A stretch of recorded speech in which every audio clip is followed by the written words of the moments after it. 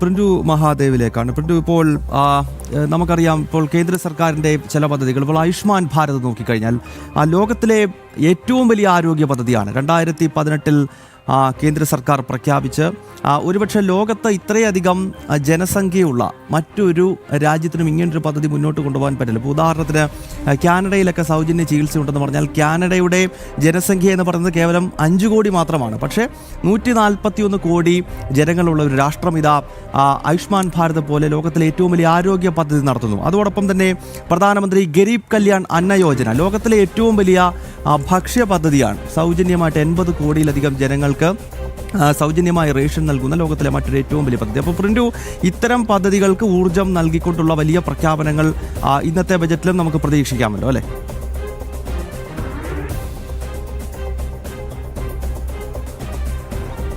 തീർച്ചയായും അന്ന് സൂചിപ്പിച്ച പോലെ പ്രധാനമന്ത്രി ഗരീബ് യോജന കേരളത്തിൽ തന്നെ 40 ലക്ഷം പേർക്കാണ് അതിൻ്റെ ഗുണഭോക്താക്കൾ. 25 കിലോ അരിയും ഗോതമ്പ്, പഞ്ചസാര അടക്കം കിട്ടുന്ന ആളുകൾ കേരളത്തിലടക്കമുണ്ട്. അദ്ദേഹം നേരത്തെ പറഞ്ഞ അടിസ്ഥാന ജനവിഭാഗത്തിന് എന്തു വേണ്ടി ചെയ്തത് അതിന് ഉത്തരമുണ്ടല്ലോ. 10 കോടി ജനങ്ങൾക്ക് കിടക്കാൻ കുട്ടിപ്പാടം നൽകിയത് മോദി സർക്കാരാണ്. അത് തന്നെയല്ല ഏറ്റവും പ്രധാനപ്പെട്ട ഒരു കാര്യം. 10 വർഷം കൊണ്ട് ഈ രാജ്യത്തിലെ 10 കോടി ജനങ്ങൾക്ക് കയറി കിടക്കാൻ വീടുണ്ടായി എന്നുള്ളത് തന്നെയാണ് അടിസ്ഥാന രാജ്യത്തെ ഏറ്റവും പ്രധാനപ്പെട്ട വികസനം. അതോടൊപ്പം തന്നെ ഈ അദ്ദേഹം നേരത്തെ സൂചിപ്പിച്ചതുപോലെ തന്നെ കുടിവെള്ളമില്ലാത്ത 25 കോടി ജനങ്ങൾക്ക് കിലോമീറ്ററോളം നടന്നു പോയിക്കൊണ്ട് വെള്ളം കൊണ്ടുവരുന്ന അമ്മമാരുണ്ടായിരുന്ന രാജ്യത്ത് നിന്ന് സ്വന്തം വീട് മുറ്റത്തേക്ക് വെള്ളം എത്തിക്കാൻ ഈ സർക്കാരിന് സാധിച്ചിട്ടുണ്ട്. അതോടൊപ്പം തന്നെ ഈ തൊഴിലുറപ്പ് പദ്ധതിയുടെ വിഹിതത്തിൻ്റെ വർധനവ് അത് അടിസ്ഥാന ജനവിഭാഗത്തിന് വേണ്ടിയിട്ടുള്ളതാണ്.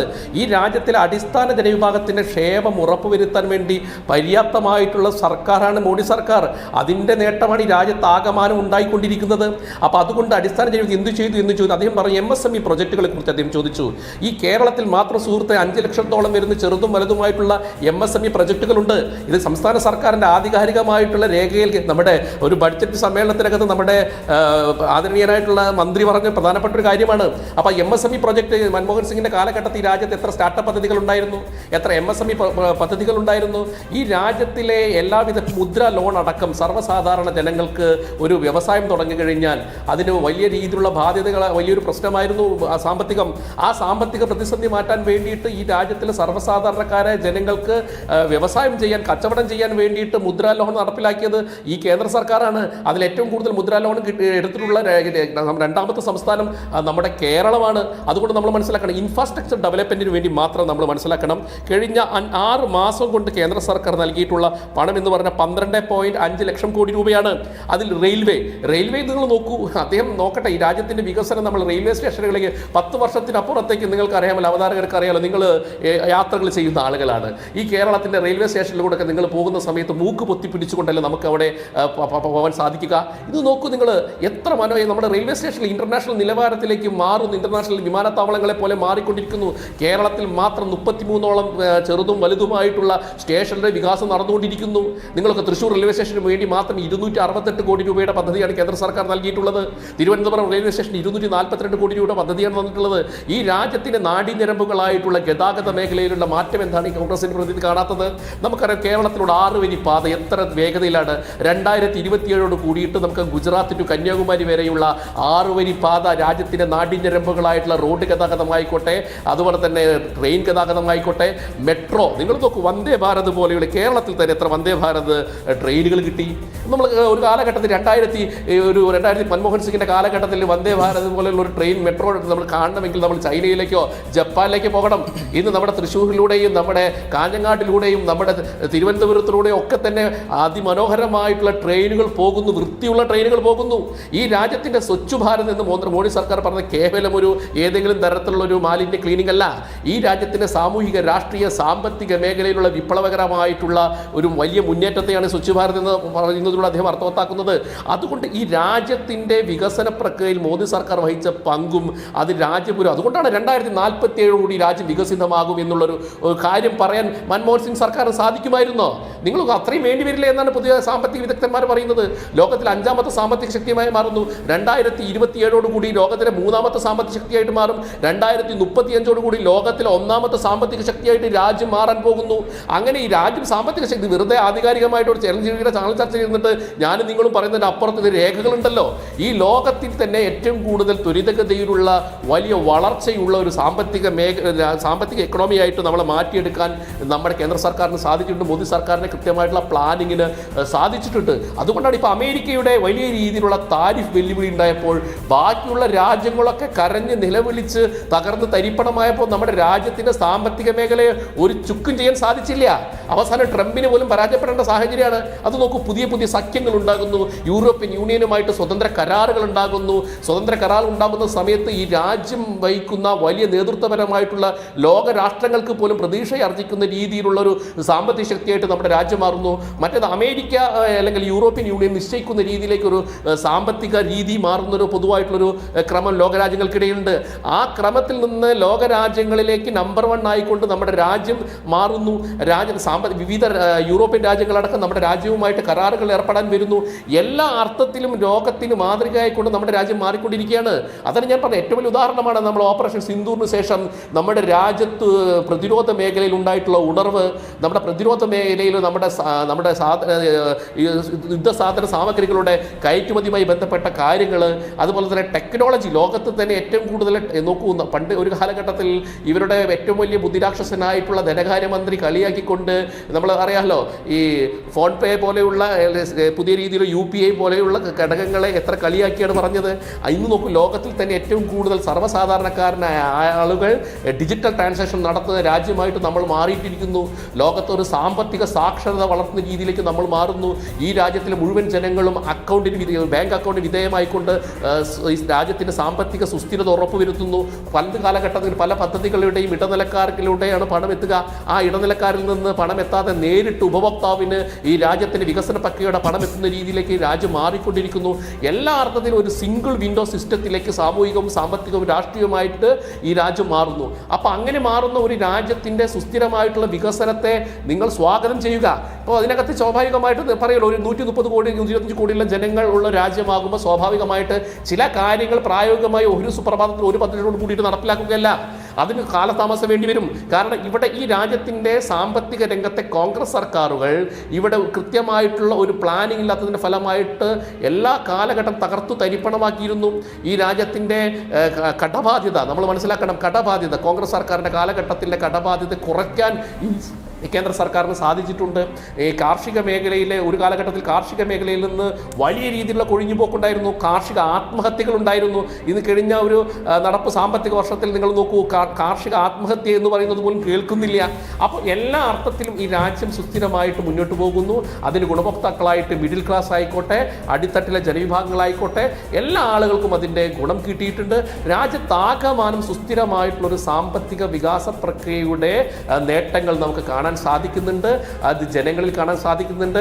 ജനങ്ങളുടെ ബാങ്ക് നിക്ഷേപമായിക്കോട്ടെ, അതോടൊപ്പം തന്നെ ജനങ്ങളുടെ അസറ്റുമായി ബന്ധപ്പെട്ട് നിൽക്കുന്ന അവരുടെ പ്രോപ്പർട്ടിയുടെ വർധനമായിക്കോട്ടെ, മൂലധന നിക്ഷേപങ്ങളായിക്കോട്ടെ, ഈ രാജ്യത്ത് പറഞ്ഞ 1-2 പോയിന്റുകൾ വളരെ പ്രധാനമാണ്. അഡ്വക്കേറ്റ് തൗഫീഖ് രാജൻ, ഒന്ന്, അമേരിക്ക ഉയർത്തിയ വെല്ലുവിളി അത് ബാധിക്കാത്തത് ഭാരതത്തെ മാത്രമാണ്. അതവിടെ നിൽക്കട്ടെ, അത് രണ്ടാമത്തെ അവസരത്തിൽ ഉത്തരം തന്നാൽ മതിയാകും. ഇപ്പോഴത്തെ ചോദ്യം, നമ്മുടെ യൂറോപ്പിലേക്കുള്ള കയറ്റുമതിയും യൂറോപ്പിൽ നിന്നുള്ള ഇറക്കുമതിയും കൂടിയിട്ടുണ്ട്. അതിൽ സ്വതന്ത്ര വ്യാപാര ചരിത്ര കരാർ പിറന്നിട്ടുണ്ട്. സ്വാഭാവികമായി ഒന്ന് ഓർത്തു നോക്കൂ, യൂറോപ്യൻ യൂണിയനുമായി, യൂറോപ്പിൻ്റെ ഒരു സംവിധാനവുമായി ഭാരതം കൈകോർക്കുകയാണ്. അപ്പോൾ അവർ തിരഞ്ഞെടുത്തത് ഭാരതത്തെയാണ്. നമുക്ക് സാമ്പത്തിക വളർച്ചയിൽ, കൈമാറ്റത്തിൽ, കയറ്റുമതിയിൽ, ഇറക്കുമതിയിലൊക്കെ ഭാരതവുമായി ചേർന്ന് നിന്നാൽ ഉണ്ടാകാവുന്ന മാറ്റത്തിൻ്റെ വ്യക്തത അവരിൽ ഉണ്ടായതുകൊണ്ടാണ് അവർ ചെയ്തത്. നോക്കൂ, അപ്പോഴാണ് നിങ്ങൾ ഇപ്പോഴും ഡോക്ടർ മൻമോഹൻ സിംഗിൻ്റെ പേര് പറഞ്ഞ്, ഡോക്ടർ മൻമോഹൻ സിംഗ് ഭാരതത്തിൻ്റെ പ്രധാനമന്ത്രിയായിരുന്നു, ധനകാര്യ വിദഗ്ധനായിരുന്നു, ഒക്കെ ശരി തന്നെ. പക്ഷേ നമ്മളിപ്പോഴും അവിടെ നിൽക്കുന്നത് എന്തിനാണ്? ഇവിടെ കാര്യങ്ങളൊക്കെ മാറി മറിഞ്ഞ് യൂറോപ്യൻ യൂണിയനുമായി കരാറുണ്ടാക്കുന്നു. അമേരിക്ക വിരൽ ചൂണ്ടിയാൽ പോടാ എന്ന് പറയാനുള്ള കെൽപ്പോടെ നമ്മൾ നിൽക്കുന്നു. ഇതൊക്കെ നമ്മൾ കാണണ്ടേ? അല്ല കൃഷ്ണരാജ്, അതായത് ഈ യൂറോപ്യൻ യൂണിയനുമായിട്ടുള്ള ബന്ധം ഇത് ആദ്യമായിട്ടാണോ ഇന്ത്യ രാജ്യത്തുണ്ടാകുന്നത്? ഇങ്ങനെ ഒരു സ്വതന്ത്ര വ്യാപാര ചരിത്ര കരാർ ആദ്യമായിട്ടാണ്. യൂറോപ്യൻ യൂണിയനുമായിട്ടുള്ള ബന്ധം ഇന്ത്യ രാജ്യത്തിന് വളരെ കാലങ്ങളായി ഇന്ത്യ രാജ്യവും യൂറോപ്യൻ യൂണിയനുമായിട്ടൊക്കെ വളരെ കൃത്യവും വ്യക്തമായിട്ടുള്ള ബന്ധം അത് കാത്തു സൂക്ഷിച്ച് മുന്നോട്ട് പോകുന്നുണ്ട്. അതിനോടൊപ്പം തന്നെ അങ്ങ് സൂചിപ്പിക്കുന്ന ഒരു സാഹചര്യം ഉണ്ടായി. മൻമോഹൻ സിംഗിൻ്റെ കാലഘട്ടത്തിൽ നിന്ന് ഇപ്പോൾ ഈ 2025 നരേന്ദ്രമോദി സർക്കാരിൻ്റെ കാലഘട്ടത്തിലേക്ക് എത്തി നിൽക്കുന്നു. ഇവിടെ കാര്യങ്ങളെല്ലാം ശുഭകരമാണ് എന്ന് പറയുമ്പോൾ ഇതിന് അടിത്തറ പാകിയ ഒരു മനുഷ്യനെ മറന്നുകൊണ്ട് സംസാരിക്കണമെന്ന് പറയുന്നത് എത്രത്തോളം ശരിയാണ് എന്ന് എനിക്ക് തോന്നുന്നില്ല. അത് എത്രത്തോളം നിങ്ങളുടെ വാക്കുകൾ, നിങ്ങളുടെ വീക്ഷണം എത്രത്തോളം ശരിയാണ് എന്ന തരത്തിൽ എനിക്ക് വീക്ഷിക്കാൻ കഴിയുന്നില്ല. അതിനോടൊപ്പം തന്നെ ഈ ഘട്ടത്തിൽ ഏറ്റവും പ്രധാനമായി സൂചിപ്പിക്കാൻ ആഗ്രഹിച്ച കാര്യം ഞാൻ ഇവിടെ വളരെ കൃത്യമായിട്ട് സൂചിപ്പിച്ചു. അതായത് മൻമോഹൻ സിംഗ് സർക്കാരിൻ്റെ കാലഘട്ടത്തിൽ വളരെ കൃത്യമായിട്ടുള്ള ഇടപെടൽ ഉണ്ടാക്കി അതിൻ്റെ റിസൾട്ടാണ് ഇന്ത്യ രാജ്യം ഇപ്പോൾ നേരിട്ടുകൊണ്ടിരിക്കുന്നത്, ഇല്ലെങ്കിൽ റിസൾട്ട് ലഭിച്ചുകൊണ്ടിരിക്കുന്നത് എന്നുള്ള കാര്യത്തിൽ ഒരു തർക്കത്തിൻ്റെ സംശയത്തിൻ്റെ ആവശ്യമില്ല. ഇവിടെ സാമ്പത്തിക വിദഗ്ധരുണ്ടെങ്കിൽ അവരോട് അങ്ങേക്ക് ചോദിക്കാവുന്നതാണ്.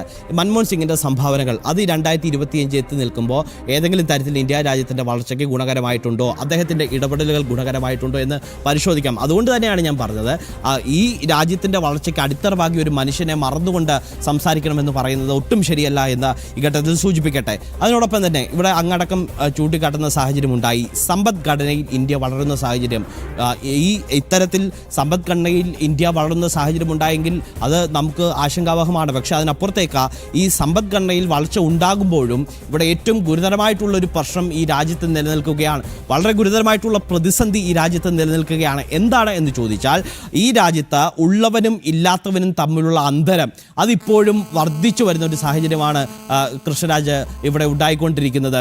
ഈ സമ്പത്ത് വളർച്ച ഈ രാജ്യത്ത് ഉണ്ടാകുന്നു എന്നുള്ളത് ഈ GDP റേറ്റ് അടക്കം നമുക്ക് പരിശോധിച്ചാൽ അക്കാര്യത്തിലൊരു വ്യക്തത വരും. അതിനപ്പുറത്തേക്ക് ഉള്ളവനും ഇല്ലാത്തവനും തമ്മിലുള്ള അന്തരം അതിപ്പോഴും വർദ്ധിക്കുന്ന ഒരു സാഹചര്യം ഉണ്ടാകുന്നു. അത് റിക്കവർ ചെയ്യാൻ, അത് ആ പ്രശ്നങ്ങൾക്ക് കൃത്യമായ പരിഹാരം കണ്ടെത്താൻ, ഉള്ളവനും ഇല്ലാത്തവനും തമ്മിലുള്ള അന്തരം കുറയ്ക്കാൻ എന്ത് ഇടപെടലാണ് നടത്തിയത് എന്നുള്ളതും ഏറ്റവും പ്രസക്തമായ ചോദ്യമായി മാറുകയാണ്. അതുകൊണ്ട് തന്നെയാണ് ഈ സമ്പദ്ഘടനയുടെ വളർച്ച സാധാരണക്കാരിലേക്ക് എത്തിക്കാൻ സർക്കാർ എന്ത് ചെയ്യുമെന്നാണ് നമുക്ക് പ്രധാനമായിട്ടും വിലയിരുത്തേണ്ട ഒരു സാഹചര്യം ഉണ്ടാകുന്നത്. സ്വാഭാവികമായിട്ട് ഇതിൻ്റെ റിസൾട്ട് ലഭിക്കുന്ന എപ്പോഴാണ് കൃഷ്ണരാജ്?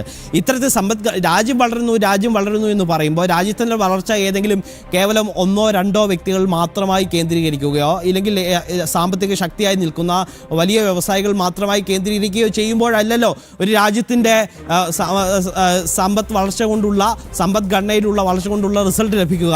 അത് എല്ലാ തലത്തിലുമുള്ള, രാജ്യത്തെ വ്യവസായി മുതൽ സാധാരണക്കാരൻ വരെയുള്ള എല്ലാ തലത്തിലുമുള്ള ആളുകളിലേക്ക് അതിൻ്റെ റിസൾട്ട് എത്തുമ്പോഴാണ് ഇന്ത്യ പരിപൂർണമായ നിലയിൽ രാജൻ അങ്ങ് പറയുന്നത് ശരിയാണെന്ന് തന്നെ വെക്കുക. ഇത് ആരുടെ മുകളിൽ ചുവടുറപ്പിച്ച് നിന്നാണ് ഈ സർക്കാരിന് ഇത്രയും ആത്മവിശ്വാസം ഉണ്ടാവുക?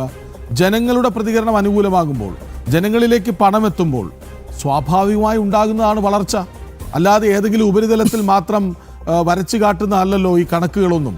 ആഭ്യന്തര ഉൽപ്പാദനം കൂടുന്നു, ഉൽപ്പാദനത്തിന് ഇനിയും എന്തൊക്കെ അവസരങ്ങൾ ഉണ്ടാക്കാനാകുമെന്ന പ്രതീക്ഷയിൽ പുതിയ പ്രഖ്യാപനങ്ങൾ വരുമെന്ന് പ്രതീക്ഷിക്കുന്നു. അപ്പോഴാണ് അങ്ങ് പറയുന്നത് സാധാരണക്കാരിലേക്ക് പണം എത്തിക്കുന്നില്ല എന്ന്.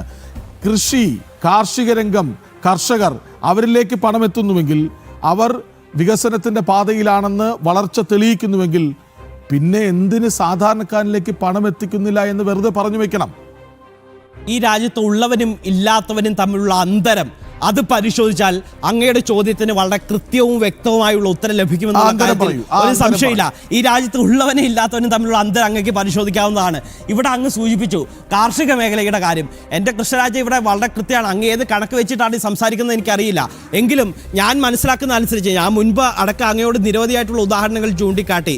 അപ്പോൾ അത് എത്രത്തോളം ഞാൻ മുൻപ് സൂചിപ്പിച്ചല്ലോ, വളരെ കൃത്യമാണ്. എന്താണ്? കാർഷിക മേഖലയ്ക്ക് കൃത്യമായിട്ടുള്ള ഊന്നൽ നൽകണം. ഊന്നൽ നൽകിക്കൊണ്ട് മാത്രമേ നമുക്ക് റിസൾട്ട് ലഭിക്കൂ. പക്ഷേ ഇപ്പോഴും വളരെ നമുക്ക് നിലവിലത്തെ സാമ്പത്തിക സർവേ റിപ്പോർട്ട് അടക്കം പഠനങ്ങളടക്കം സൂചിപ്പിക്കുന്നത് ഉള്ളവരും ഇല്ലാത്തവരും തമ്മിൽ ഈ രാജ്യത്ത് വലിയ രീതിയിലുള്ള അന്തരം നിലനിൽക്കുന്നുണ്ട്, വലിയ അന്തരമുണ്ട്. അത് കുറയ്ക്കാൻ, അത് കാര്യക്ഷമമായി കുറയ്ക്കാൻ എന്ത് ഇടപെടൽ നടത്തിയെന്ന് ചോദിക്കുന്നിടത്താണ് ഈ സർക്കാരിൻ്റെ ഭാഗത്ത് നിന്ന് യാതൊരു തരത്തിലുമുള്ള ഇടപെടൽ നടത്തുന്നില്ല. സാമ്പത്തിക വളർച്ച കൈവരിച്ചു, സാമ്പത്തികമായി മുന്നേറി, സാമ്പത്തികമായി മുന്നേറ്റം ഉണ്ടാകുന്നു എന്ന് പറഞ്ഞു വെക്കുമ്പോഴാണ് എന്ത് തരത്തിലുള്ള ഇടപെടലാണ് ഇത് ഈ ഉള്ളവനും ഇല്ലാത്തവനും തമ്മിലുള്ള തമ്മിലുള്ള അന്തരം കുറയ്ക്കാൻ വേണ്ടി സമ്പദ് വളർച്ചയുടെ ഗുണം അതിൻ്റെ റിസൾട്ട് അത് സാധാരണക്കാരിലേക്ക് എത്തിക്കാൻ സർക്കാർ എന്ത് ചെയ്യുന്നു എന്നുള്ള ചോദ്യത്തിന് വ്യക്തമായിട്ടുള്ള ഉത്തരം നൽകാൻ ഇതുവരെ കഴിയുന്നില്ല. അത് സ്വാഭാവികമായിട്ട് അതിൽ നിന്ന് എന്താണ് മനസ്സിലാക്കേണ്ടത്? ഇവിടെ വളരെ കൃത്യമാണ്. ഇവിടെ സമ്പത്ത് കേവലം ഏതെങ്കിലും ഒരു വിഭാഗത്തിൻ്റെ കയ്യിൽ മാത്രം കേന്ദ്രീകരിച്ചാൽ പോരാ, അത് എല്ലാവർക്കും, കൃഷ്ണരാജിലേക്കും എന്നിലേക്കും ഈ രാജ്യത്തെ കർഷകനിലേക്കും ഈ രാജ്യത്തെ സാധാരണക്കാരനിലേക്കും എത്തിക്കുമ്പോഴാണ് അതിൻ്റെ റിസൾട്ട് പരിപൂർണതയിലേക്ക് എത്തുന്നത് എന്നുള്ളതാണ് ഞാൻ ഈ ഘട്ടത്തിൽ ചൂണ്ടിക്കാട്ടാനായിട്ട് ആഗ്രഹിച്ച ഏറ്റവും പ്രധാനപ്പെട്ട ഒരു കാര്യം.